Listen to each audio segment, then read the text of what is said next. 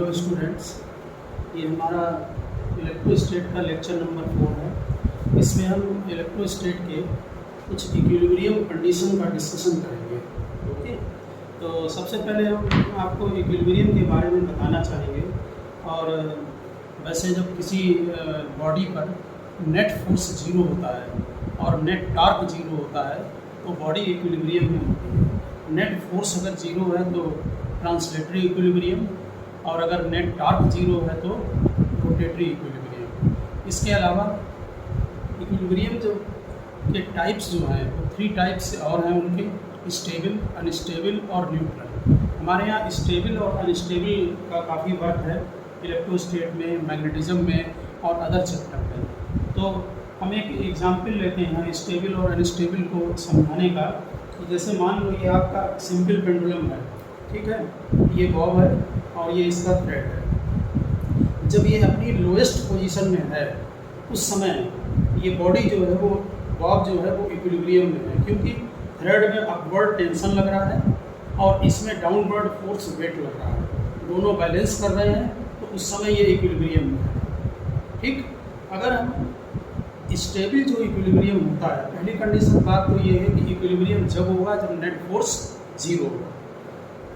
जब इक्विलिब्रियम होता है उस समय कंडीशन चेक करेंगे स्टेबल और अनस्टेबल की। तो अगर हम इसको अपनी ओरिजिनल पोजीशन से थोड़ा डिस्टर्ब कर दें, इधर हमने डिस्टर्ब कर दिया, तो इसकी अगर ओरिजिनल पोजीशन में आने की टेंडेंसी है, देखिए यहाँ डिस्टर्ब किया तो फिर ये ओरिजिनल पोजीशन में आ गया, इधर डिस्टर्ब करेंगे तो फिर इधर आ जाएगा। तो अगर अपनी ओरिजिनल पोजीशन में आने की टेंडेंसी हो तो वो स्टेबल इक्विलिब्रियम होगा।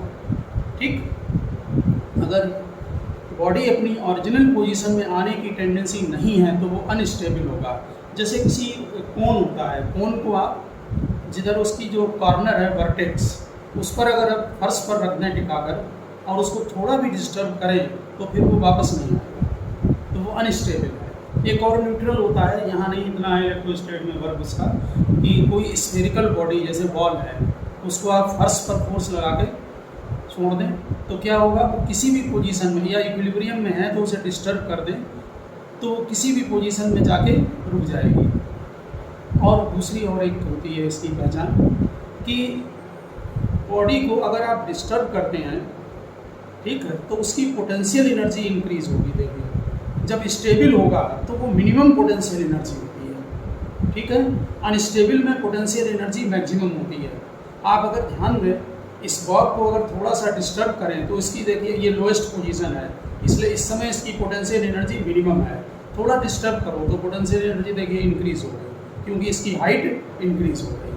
तो दो इसकी कंडीशन है, एक तो है कि पोटेंशियल एनर्जी मिनिमम होती है स्टेबल में, और अगर अपनी पोजीशन से उसको डिस्टर्ब कर दें तो अपनी ओरिजिनल पोजीशन में उसके आने की टेंडेंसी होती है। ओके, तो यहाँ पर अब आप इलेक्ट्रोस्टेट में उसको देखें। जैसे मान लीजिए हमने यहाँ पर ये 2 चार्ज ले लिए, एक चार्ज Q1 और एक चार्ज Q2 है।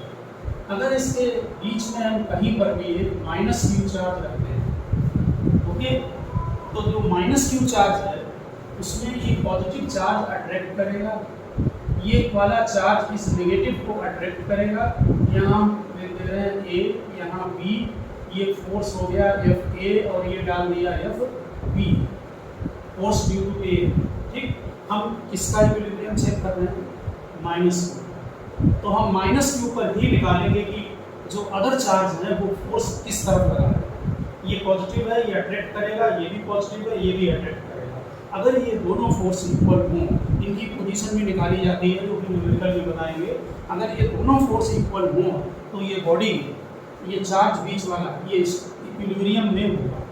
ठीक, पॉसिबिलिटी है इक्विलिब्रियम। अब जरा इसको आप यहीं पर हम चेक करेंगे कि अगर इस पार्टिकल को हम डिस्टर्ब करते हैं, देखिए Q1 Q2, यहाँ हम एक एक कंडीशन को चेक कर रहे हैं। यहाँ पर इक्विलिब्रियम पॉसिबल है, अब यहाँ लिख रहे हैं EQI, इक्विलिब्रियम पॉसिबल। जहाँ इक्विलिब्रियम पॉसिबल है वहाँ फिर चेक करें उसको कि वो स्टेबल है या अनस्टेबल है। देखिए अगर हम -Q चार्ज को वर्टिकली डिस्टर्ब करते हैं वर्टिकली करा डिस्टर्ब, ठीक, हमने एरो लगा दिया है। तो क्या होगा, मान लीजिए आप यहाँ लाए इसको, अब ये पॉजिटिव चार्ज है, ये पॉजिटिव चार्ज है, और ये इसको क्या करेगा, अट्रैक्ट करेगा, ये ए ये बी, तो इधर फोर्स F ये लगेगा, ठीक है। हम इसको सेंटर O से P पॉइंट तक डिस्टर्ब कर दिया, F डिस्टेंस तक ले आए, ओके। अब फोर्स लगेगा P A, क्योंकि ये पॉजिटिव चार्ज है, अब नेगेटिव यहाँ आ गया, ठीक, नेगेटिव को अट्रैक्ट करेगा, इसी तरह से ये वाला भी अट्रैक्ट करेगा। तो ये हमने डाल दिया FA और FB। ये चार्ज की वैल्यू अगर अलग अलग है तो फोर्स अलग होंगे, लेकिन अगर चार्ज की वैल्यू इक्वल है तो यहाँ पर ध्यान दें, Q1 अगर इक्वल टू Q2 है तो ये दोनों फोर्स इक्वल होंगे। आप जरा ध्यान देना, एक फोर्स इधर लग रहा है, एक इधर लग रहा है, और दोनों फोर्स इक्वल हैं, तो इनका जो हॉरिजॉन्टल कंपोनेंट होगा, इनके दो कंपोनेंट होंगे, एक वर्टिकल डाउनवर्ड और दूसरा हॉरिजॉन्टल कंपोनेंट। अगर हम ये थीटा ले लें तो इस तरफ कंपोनेंट कितना होगा, F cos थीटा, और इसका भी इधर ही लगेगा F cos थीटा, ये भी थीटा हो गया, ठीक है, दोनों फोर्स इक्वल हैं। हमने Q1 इक्वल टू Q2 ले लिया, ओके। इस कंडीशन में F sin थीटा इधर लगेगा F sin थीटा, और इधर भी लगेगा F sin थीटा। जिनको कंपोनेंट करना नहीं आता है वो वेक्टर के लेक्चर को देखें, इधर F cos थीटा, जिससे थीटा बनाता है उसमें cos और दूसरा वाला sin, तो देखिए F sin थीटा कैंसिल हो गए और F cos थीटा नीचे डाउनवर्ड लगने लगा, टोटल फोर्स कितना लगा, F cos थीटा। तो क्या होगा, ये पार्टिकल को जब ऊपर आप डिस्टर्ब करेंगे तो फिर ये इसको नीचे खींच लाएगा, ठीक है। इसका मतलब अपनी ओरिजिनल पोजीशन में आने की टेंडेंसी है, और अगर अपने ओरिजिनल पोजीशन में आने की टेंडेंसी है तो ये स्टेबल इक्विलिब्रियम की पोजीशन होगी अगर हम इसको वर्टिकली डिस्टर्ब करें तो हमने यहाँ पर पहला केस ले रहे हैं vertically disturb, vertically displaced, okay. तो ये हमने आपको ठीक से समझा दिया। इसी तरह से जब नीचे आएगा तब फिर ऊपर जाने की टेंडेंसी होगी, ठीक। आपने अपवर्ड डिस्टर्ब किया तो नीचे को आएगा। तो एक बात और ध्यान रखें, स्टेबल इक्विलिब्रियम के जितने केस होते हैं उनमें पार्टिकल सिंपल हार्मोनिक मोशन करता है, ठीक है ना। आप अगर यहाँ पर ध्यान दें, हम एक क्वेश्चन आपको करके दिखाएंगे जिसमें कि टाइम पीरियड निकाला गया है, उनमें टाइम पीरियड निकाले जाते हैं। ये अगर पार्टिकल को ऊपर डिस्टर्ब किया तो यहाँ आएगा सेंटर पर, और सेंटर के बाद ये वेलोसिटी गेन कर लेगा, इसलिए ये ओवरशूट कर जाएगा, और फिर जब इधर आएगा नीचे डाउनवर्ड तो फिर अपवर्ड फोर्स लगेगा, तो ऐसे ऑसिलेट करेगा। जितने भी स्टेबल इक्विलिब्रियम के केस हैं फिजिक्स में सब जगह सिंपल हार्मोनिक मोशन, लेकिन स्मॉल डिस्टर्बेंस होगा, तो ये हमारा स्टेबल इक्विलिब्रियम होगा।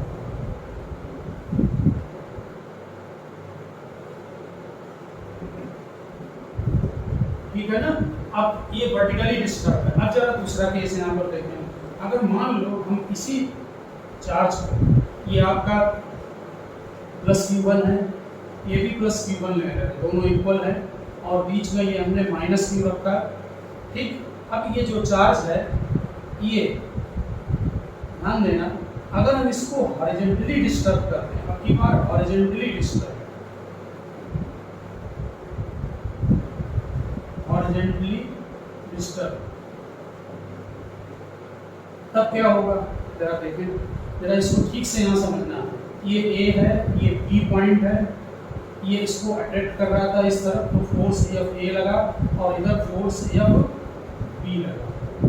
अब कि हमने इसको हॉरिजॉन्टली डिस्टर्ब कर दिया है, ठीक। अब जरा देखें, अगर हम इसको थोड़ा सा भी डिस्टर्ब करेंगे, यहाँ इधर को डिस्टर्ब करेंगे, तो ये डिस्टेंस कम होगी, कहाँ की, O और B, ये पॉइंट O है, ये पॉइंट B है, ये डिस्टेंस डिक्रीज हो गई। तो जब ये डिस्टेंस डिक्रीज हो गई तो इधर को डिस्टर्ब किया, राइट को, तो इसका फोर्स इंक्रीज हो जाएगा। इसका मतलब अगर हमने हॉरिजॉन्टली राइट को डिस्टर्ब किया तो FB ग्रेटर देन FA होगा। यहाँ पर नोट कर रहे हैं, if disturb to right then FB greater than FA। अब जरा यहाँ पर देखें कंडीशन, अगर हमने राइट को डिस्टर्ब किया और FB इंक्रीज हो गया तो FB भी राइट को लग रहा है, तो फिर ये पार्टिकल अपनी ओरिजिनल पोजीशन पर वापस नहीं आएगा, क्योंकि राइट वाला फोर्स इंक्रीज हो गया और FA डिक्रीज हो गया। क्योंकि इसके लिए डिस्टेंस इंक्रीज हो गई है। इसलिए ये हमारा अनस्टेबल का केस होगा, क्योंकि डिस्टर्ब करने पर पार्टिकल अपनी ओरिजिनल पोजीशन को गेन नहीं करेगा। यहाँ पर लिखते हैं हेंस अनस्टेबल इक्विलिब्रियम। ठीक है ना, इसको ठीक से नोट करें।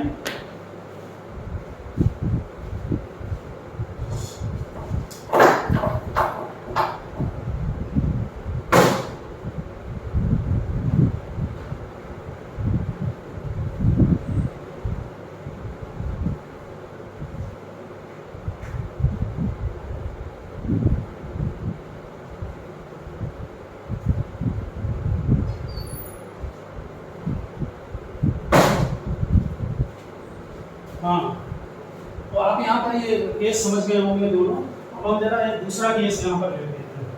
एक पॉइंट यहाँ पर आप ध्यान देना कि एक ही चार्ज को जब वर्टिकली डिस्टर्ब किया तो स्टेबल है, हॉरिजॉन्टली किया तो अनस्टेबल है। इसमें अगर किसी और एंगल पर करेंगे तब भी वो अनस्टेबल होगा। इन जनरल हम इलेक्ट्रोस्टैट में ये बोलते हैं कि किसी भी पॉइंट पर जो चार्ज रखे हैं उसमें वो चार्ज हर पोजीशन में स्टेबल इक्विलिब्रियम में नहीं होता है, कुल मिलाकर अनस्टेबल ही होता है। क्योंकि एक ही कंडीशन है केवल कि हम उसको अगर हॉरिजॉन्टली डिस्टर्ब कर दें तो वो स्टेबल इक्विलिब्रियम में आता है, सॉरी अनस्टेबल में है। वर्टिकली अगर डिस्टर्ब किया है तो वो आ रहा है आपका स्टेबल में, और किसी अगर पोजीशन में आप उसको अगर डिस्टर्ब करते हैं तो वो अनस्टेबल में ही रहेगा।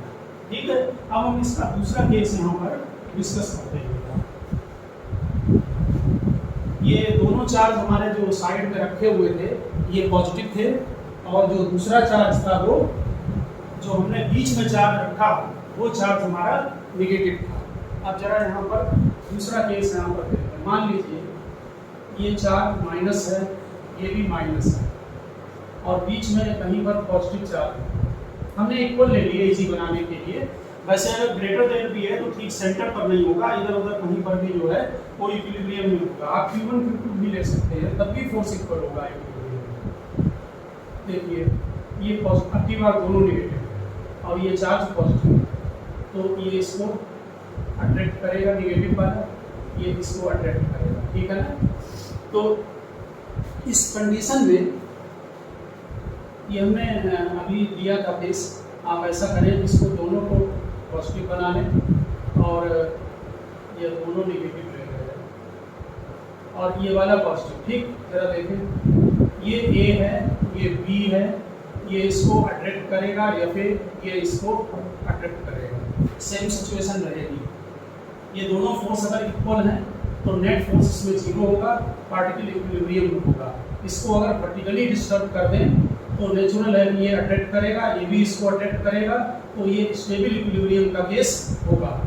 ठीक है ना, तो ये दो केस, एक में ये दोनों पॉजिटिव चार्ज और बीच में माइनस करते हैं। ठीक है ना, ये भी एक जैसे आएंगे। ठीक है ना, इसमें भी इक्विलिब्रियम होगा, और इन दोनों केस में अगर हम वर्टिकली डिस्टर्ब करते हैं तो वो इक्विलिब्रियम का केस आपका बनेगा। समझ गए होंगे बात। अब जरा ये नेक्स्ट केस देखते हैं। मान लीजिए ये चार्ज पॉजिटिव है Q1 और ये भी पॉजिटिव है, और बीच में हमने प्लस चार्ज रखा, ये पॉइंट ए, ये पॉइंट बी। इसको आप समझ गए होंगे, ये दोनों केस एक ही हैं। इन दोनों केस में, एक ये केस और ये केस, इन दोनों में ही जो है वो इक्विलिब्रियम पॉसिबल है। और वर्टिकली डिस्टर्ब करेंगे तो नोट कर लेना कि वो स्टेबल होगा, हॉरिजॉन्टली अगर डिस्टर्ब करते हैं तो वो अनस्टेबल होगा। ठीक, अब हम दोनों चार्ज पॉजिटिव ले रहे हैं, और जो चार्ज हमने बीच में रखा है उसको भी हम पॉजिटिव या नेगेटिव एक एक चेक करेंगे। देखिए यहाँ पर ये पॉजिटिव है, तो जो ए पर चार्ज रखा है वो इसको क्या करेगा, रिपेल, तो इसमें एफ ए इधर लगेगा। जो बी पर चार्ज है उसको इधर रखें, ये यहाँ पर एफ बी।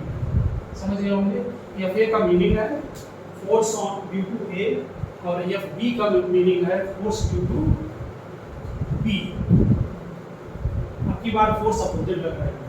इक्विलिब्रियम पॉसिबल है, हो सकता है कि दोनों फोर्स इक्वल हो, तो इक्विलिब्रियम पॉसिबल हो सकता है। अब जरा इसको डिस्टर्ब करेंगे, देखिए पता करेंगे कि ये स्टेबल है या अनस्टेबल है।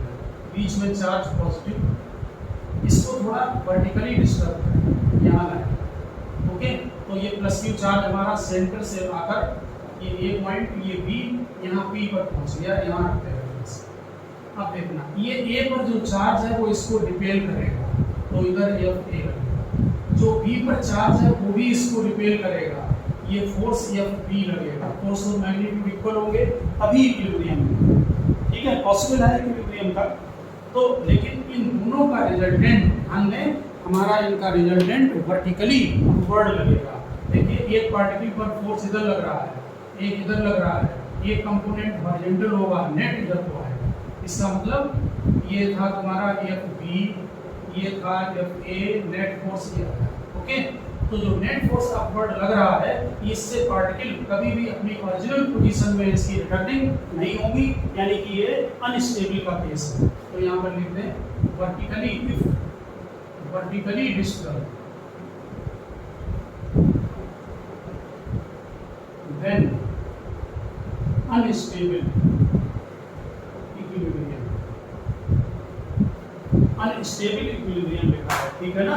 अब जरा इसको हम हॉरिजॉन्टली डिस्टर्ब करेंगे, तो जरा चेक करें हॉरिजॉन्टली डिस्टर्ब करने में क्या सिचुएशन आती है। देखिए ये हमारा प्लस Q1 और ये प्लस Q2 और यहाँ कहीं पर भी इक्विलिब्रियम है, इसे प्लस Q रख दिया। देखिए चार्ज दोनों इक्वल हो भी सकते हैं, नहीं भी हो सकते हैं, ठीक है ना। अगर चार्ज इक्वल है तो ठीक सेंटर पर होगा इक्विलिब्रियम, अगर चार्ज इक्वल नहीं है तो किसी और पोजीशन में आएगा, लेकिन फोर्स इक्वल होनी चाहिए। ओके, अब जरा ये देखें, ये चार्ज पॉजिटिव, ये चार्ज पॉजिटिव। अब इसको हॉरिजॉन्टली डिस्टर्ब करेंगे, चेक करें, पहले फोर्स देख लें। ये बी, देखिए ये इसको रिपेल करेगा, एफ ए इधर आ रहा है, ये इसको रिपेल करेगा, एफ बी इधर आ रहा है, ठीक। अब इसको थोड़ा सा डिस्टर्ब कर रहे हैं राइट को, देखें सिचुएशन, सेंटर से थोड़ा राइट को ले एक्स डिस्टेंस डिस्टर्ब कर दिया। ओके, अब क्या है देखें, जब इधर आएगा तो ये डिस्टेंस कम होगी, कौन सी, ओ और बी, ये बी पॉइंट, ये सेंटर ओ पॉइंट, जहाँ भी इक्विलिब्रियम है, इसके बीच की डिस्टेंस कम हो गई, तो फोर्स इंक्रीज हो गया, ठीक। कौन सा फोर्स इंक्रीज हुआ, ध्यान देना, ये इसको रिपेल कर रहा, एफ बी इंक्रीज हो गया ना।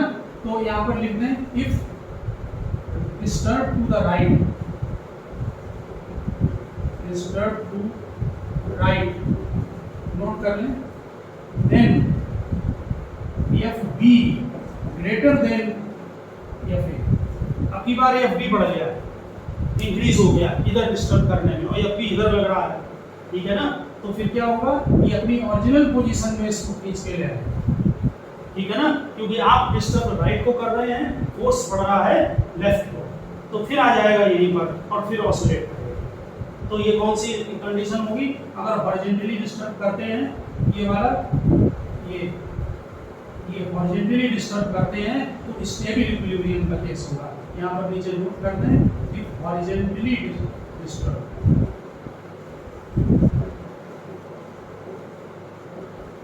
if horizontally disturbed then stable equilibrium, यहाँ पर नोट कर देना कहीं पर, ये स्टेबल इक्विलिब्रियम का केस है, स्टेबल इक्विलिब्रियम। तो आप समझ गए होंगे कि कब कंडीशन आएगी, जब इधर के दोनों चार्ज पॉजिटिव हैं या दोनों नेगेटिव हैं, बीच में माइनस रख दो, अपोजिट चार्ज रख दो, दोनों पॉजिटिव हैं तो बीच में क्या रखेंगे, नेगेटिव, तब वर्टिकली स्टेबल होगा।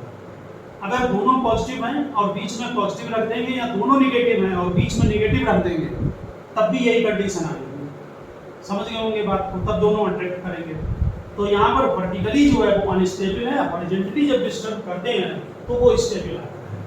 तो परमानेंट किसी एक पोजीशन पर इलेक्ट्रोस्टेट में स्टेबल इक्विलिब्रियम नहीं होता है, ठीक है ना, इस बात का ध्यान रखना। अब हम आपको एक केस इसका और बता रहे हैं। अगर मान लो हमारा ये चार्ज, ये वाला चार्ज Q1 और यहाँ पर रख रहे हैं माइनस Q1, ए पॉइंट, इसको ठीक से समझना, और हम एज्यूम कर ले रहे हैं Q1 ग्रेटर देन Q2, ये हमारा थर्ड केस है। इस कंडीशन में अगर हम इसके बीच में कोई चार्ज रखते हैं, कैसा भी रखते हैं, पॉजिटिव या नेगेटिव, जैसे प्लस रखता है, तो ये प्लस प्लस क्या करेगा, रिपेल, तो फोर्स इधर लगेगा। माइनस वाला क्या करेगा, इसको अट्रैक्ट, तो एफ बी भी इधर लगेगा। इस केस में इक्विलिब्रियम पॉसिबल नहीं है। ठीक, अगर इक्विलिब्रियम पॉसिबल नहीं है तो फिर क्वेश्चन भी अराइज नहीं होता है स्टेबिलिटी और अनस्टेबिलिटी का, ठीक है ना। तो यहाँ पर नो इक्विलिब्रियम।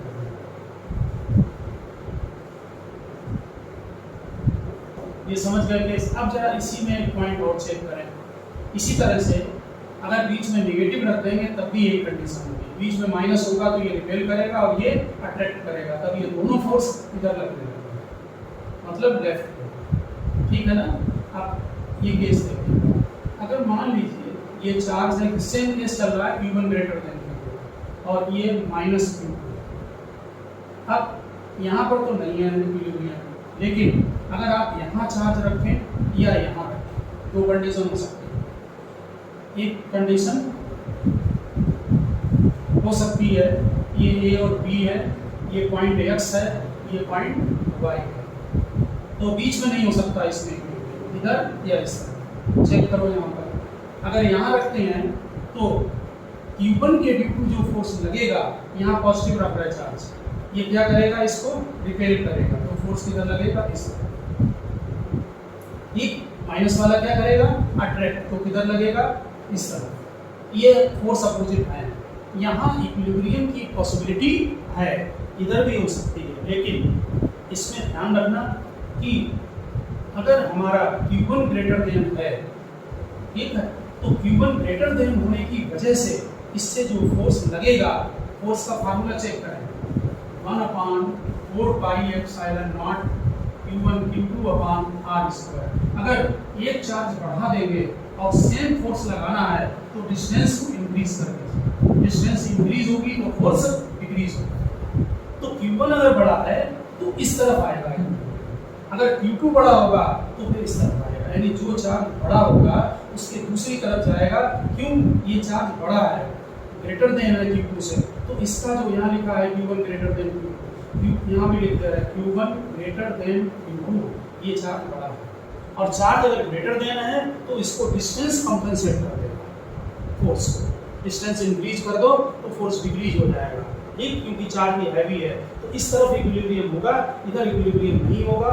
नोड से लगाकर क्वांटिटी तक ये बात ध्यान रखना, ठीक है ना। अगर एक चार्ज पॉजिटिव है, एक चार्ज नेगेटिव है, तो बीच में इक्विलिब्रियम की पॉसिबिलिटी नहीं है। इक्विलिब्रियम या तो उन दोनों चार्ज के राइट में या लेफ्ट में आएगा, और उसमें आप जो हैवी चार्ज होगा उसके दूसरी तरफ इक्विलिब्रियम जाएगा।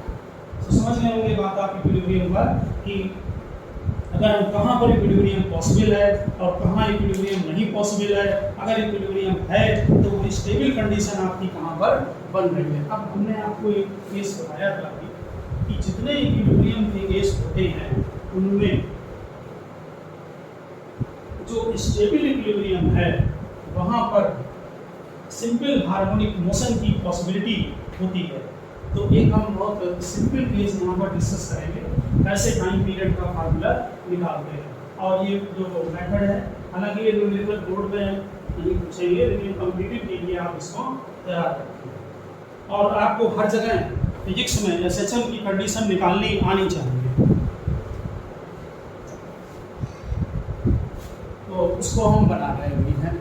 देखिए, मान लो ये चार्ज प्लस Q है, और साथ साथ ठीक से नोट करना, ये प्लस Q है और बीच में चार्ज हमने पॉजिटिव रखा, ये A सिंपल केस लिया, दोनों चार्ज पॉजिटिव है, मास ले रहे हैं पार्टिकल का इस मामले में, ठीक।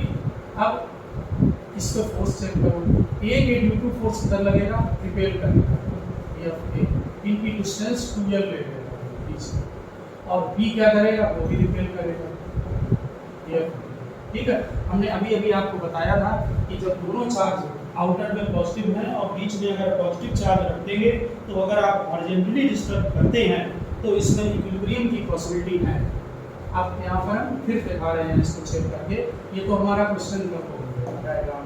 अब आप यहाँ पर चेक करें इसको, ये A है, ये B है, ये प्लस Q, ये भी प्लस Q, क्योंकि इक्वल चार्ज है तो सेंटर पर आएगा इक्विलिब्रियम, ठीक है ना, बीच में आएगा। इसको हम यहाँ डिस्टर्ब कर रहे हैं x डिस्टेंस, ओके। तो अब चार्ज हमारा प्लस क्यू यहाँ पर, डिस्टेंस ये एल है सेंटर से और ये भी डिस्टेंस एल है। तो इसके लिए डिस्टेंस जो कि अब फोर्स चेक करें, यहाँ पर जो फोर्स लगेगा वो ए के ड्यू टू जो फोर्स होगा इधर लगेगा एफ ए, और बी के ड्यू टू जो फोर्स लगेगा वो इस तरफ लगेगा एफ बी। नेचुरल है कि कौन सा फोर्स पड़ा होगा, आपने इस डिस्टेंस को इंक्रीज कर दिया तो ये फोर्स डिक्रीज होगा, ठीक है ना। और यहाँ पर ध्यान देना, ये एफ ए इधर लग रहा है, ये इसको रिपेल कर रहा है, ये डिस्टेंस डिक्रीज हो गई तो ये फोर्स, ध्यान दें, ये डिस्टेंस आपने यहाँ पर ये वाली डिस्टेंस इंक्रीज की तो ये फोर्स डिक्रीज हो जाएगा। और बी के लिए जो फोर्स लग रहा है, डिस्टेंस लग रही है वो कम हो गई, डिक्रीज हो गई, तो फोर्स इंक्रीज हो गया। इसका मतलब ये अपनी ओरिजिनल पोजीशन में इधर आएगा। हमने इसको राइट को डिस्टर्ब किया है लेकिन एफ बी इंक्रीज हो जाएगा, यानी कि F B greater than F ए, ठीक है। तो फोर्स किधर लगेगा, फोर्स नेट फोर्स लिखना है, net force x towards right, sorry right को डिस्टर्ब किया है टूवर्ड्स लेफ्ट, ठीक है ना। और डिस्टर्ब राइट को किया, यहाँ पर लिख दीजिए लेट चार्ज एट ओ यानी सेंटर पर डिस्टर्ब टू राइट।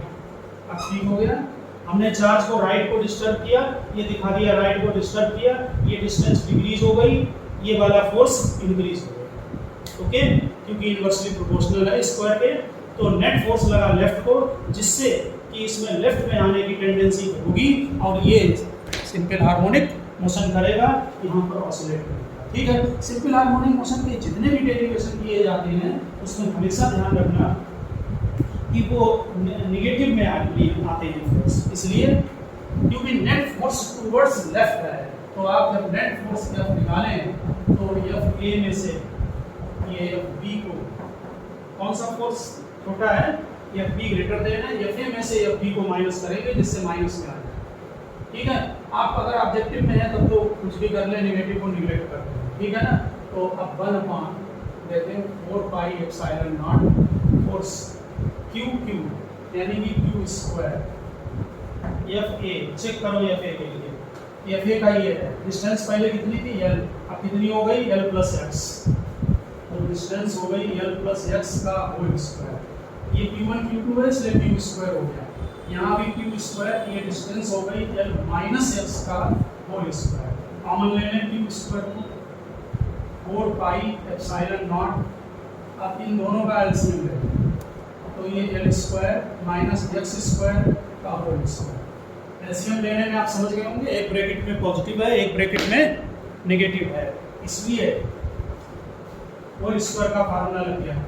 अब जरा यहाँ पर मूवमेंट कर रहे हैं कि एलसीएम लेने पर यहाँ आ जाएगा ऊपर, तो डायरेक्ट कर रहे हैं L square plus x square minus 2LX, minus का साइन तो माइनस, अब ये यहाँ आ जाएगा इस तरह L square minus x square minus 2, negative था मैं साइन चेंज कर दिया पलट दिया, फिर आगे कट गए दोनों, अब नेट फोर्स, अब माइनस देख लिए बाहर आ गया, Q square upon 4 pi epsilon not into 4LX divided by L square minus x square का होल स्क्वायर, ये बना, ठीक है, L square minus x square का होल स्क्वायर। अब जितनी भी सेक्शन का हो न्यूमेरिकल उसमें हमेशा ध्यान रखना स्मॉल डिस्प्लेसमेंट होता है, इसलिए x less than L, small displacement, okay.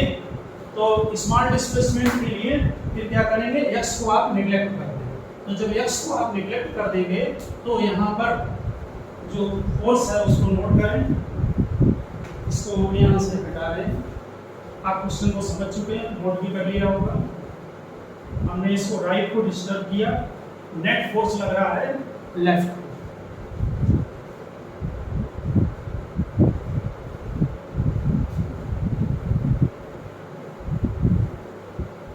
जब x को निगलेक्ट करेंगे तो डिनोमिनेटर में, क्योंकि कंपैरिजन में L के x जो है वो नेग्लिजिबल है, इसलिए force F equal to minus 4 q square l x अलग करें, नीचे आप इसको निगलेक्ट कर दें 4 पाई एप्सिलॉन नॉट, उसको कैंसिल करेंगे अभी और ये आ जाएगा एल पावर 4, क्योंकि एक्स को निगलेक्ट कर दिया, ये पावर 2 में 2 मल्टीप्लाई होकर 4 बन जाएगा। यहाँ माइनस 4 भी हटा दें, कैंसिल कर दें 4 क्यू स्क्वायर एल कैंसिल हो गया, ठीक, पाई एप्सिलॉन नॉट एल क्यूब और एक्स, ये फोर्स बन, ठीक है। अब जितने भी एसएसएम के न्यूमेरिकल आप करेंगे उसमें एक पॉइंट का ध्यान रखें, इसके यहाँ पर दो मेथड होते हैं निकालने के। एक तो मेथड होता है बहुत आसान है, आप क्या करा करें कि एफ इक्वल टू, जिनको एसएसएम नहीं भी मालूम है वो भी ध्यान रखें, एफ इक्वल टू माइनस के एक्स लिखें, ओके, और के की वैल्यू यहाँ से निकाल दें, बहुत आसान मेथड है। Q square upon pi epsilon naught L cube और time period T equal to 2 pi root, ठीक है ना। तो ध्यान रखना टाइम पीरियड और फ्रीक्वेंसी दो चीजें पूछी जाती हैं, ठीक है ना। तो यहाँ पर एम ओवर के अगर फ्रीक्वेंसी पूछी जाए तो 1/t कर दें, t equal to 2 pi root m over k. अब यहाँ पर वैल्यू पुटअप कर दें आप, ठीक है ना, इसकी के, तो क्या आ जाएगा 2 पाई, पहले हम वैल्यू डाल रहे हैं, ध्यान दें के की वैल्यू जब पुटअप करेंगे तो यहाँ पर ये क्यू स्क्वायर और ये चीज न्यूमरेटर में चली जाएगी ऊपर, ठीक है।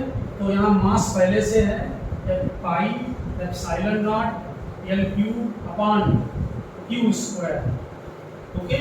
अब क्यू को आप अगर चाहें तो इसके बाहर ले लें रूट के, तो 2 pi by q root m pi epsilon not और एल क्यूब। अगर फ्रीक्वेंसी आए तो इसका फिर अपोजिट करना है, यानी 1/, ठीक है ना। ऑब्जेक्टिव में फ्रीक्वेंसी भी पूछ सकते हैं, अगर फ्रीक्वेंसी पूछी जाए तो उसको ध्यान रखना, फिर q अपान 2 पाई हो जाएगा और 1/m पाई एप्सिलॉन नॉट एल क्यूब होगा। यहाँ पर जो स्मॉल m दिया जाता है ये पार्टिकल का मास है। तो एक मेथड तो ये होता है, और एक और मेथड है f इक्वल टू ma करें और उससे एक्सीलरेशन निकालें। जैसे आपने जो फोर्स निकाला है f, उसे ma के इक्वल करें और एक्सीलरेशन निकालें, acceleration minus omega square x के इक्वल होगा। फिर ओमेगा स्क्वायर की वैल्यू निकाल कर और ओमेगा की वैल्यू की जगह 2 पाई बाई टी डाल दें और इससे टी निकाल दें, ये भी मेथड है। और एक डायरेक्ट मेथड है, और एफ इक्वल टू के एक्स कर और उसके इक्वल करें और उसके बाद के की वैल्यू को कैलकुलेट करके और डायरेक्ट कैलकुलेट उसे कर दें। तो समझ गए होंगे आप यहाँ पर इसको निकालना कि जो हमारा जितने भी इक्विलिब्रियम के केस होंगे उसमें सभी में जो स्टेबल इक्विलिब्रियम का केस है उसमें सिंपल हार्मोनिक मोशन होता है, और जैसे सिंपल पेंडुलम में होता है अभी बताया था, ठीक है ना, ठीक उसी तरह से सब जगह सिंपल हार्मोनिक मोशन होगा स्टेबल इक्विलिब्रियम में। और उस कंडीशन में आप अपना टाइम पीरियड का फार्मूला जो है वो कैलकुलेट कर सकते हैं, ओके। इससे रिलेटेड हमने जो अभी हमने टॉपिक डिस्कस किया है, इससे रिलेटेड हम एक न्यूमेरिकल को डिस्कस करना चाहेंगे। यहाँ पर एक +4e चार्ज और +e चार्ज रखा हुआ है, ओके। और इसके डायग्राम आप बनाएं और इसके बाद क्वेश्चन की लैंग्वेज को आप नोट करें। तो ये जो दोनों चार्ज हैं ये स्मॉल a डिस्टेंस पर हैं। यहाँ पर आगे इसकी लैंग्वेज नोट करें। Where should third charge be placed, where should third charge be placed so that system be in equilibrium? What will be the magnitude and sign of charge? What will be the magnitude and sign of charge? Where should third charge be placed between the charge so that system be in equilibrium? What will be the magnitude and sign of charge? ये दो charge दिए हुए हैं +4e और +e।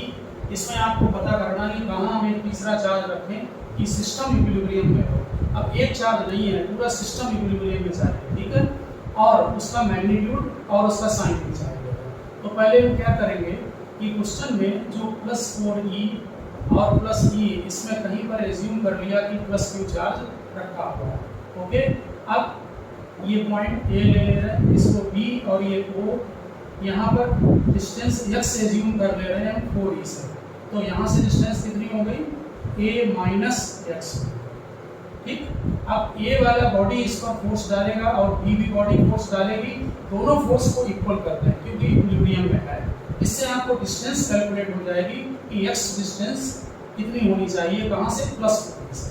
तो formula में F A यानी force due to A और फोर्स ड्यू टू B दोनों इक्वल करेंगे, तो 1/4 पाई एप्सिलॉन नॉट, देखिए force 4E into q upon x square is equal to 1/4 pi epsilon not. अब फोर्स ड्यू टू B, ठीक है, on O है, O बनाते हैं यहाँ पर, फोर्स FO का meaning force due to A on O है।